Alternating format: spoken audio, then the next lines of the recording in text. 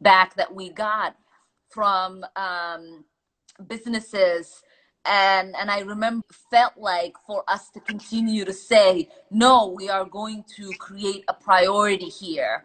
We understand what it will take you to come on board other than what it would take for these workers to lessen their demand. And so I think once people recognize that you can really move the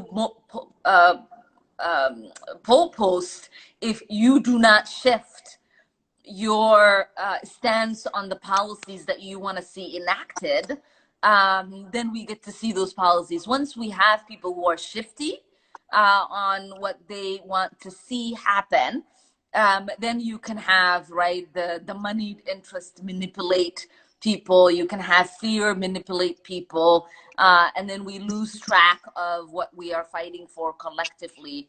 And so it's going to be really important for the American people to recognize that it is really important for us to continue to fight for Medicare for all. It's really important for us to continue to fight to increase the minimum wage. It's really important for us to continue to fight to make sure that unemployment insurance stays as expanded and extended as it is right now.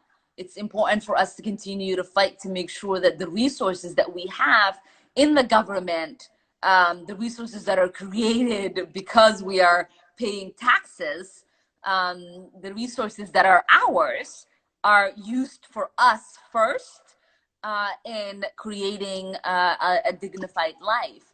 And oftentimes you get this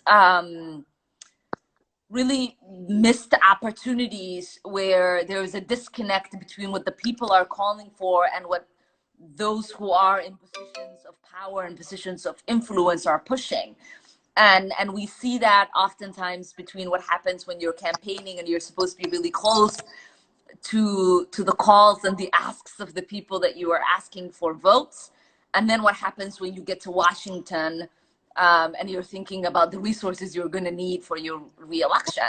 And so we have to make sure that we are electing people who are going to continue to have that moral clarity and courage to take the message that they have on the ground to the halls of Washington, and not bend to the will of their corporate donors and their moneyed interests and the people who spend countless amounts of hours and money in lobbying Washington. I take a stand every day in trying to make sure that my time is utilized in communicating with my constituents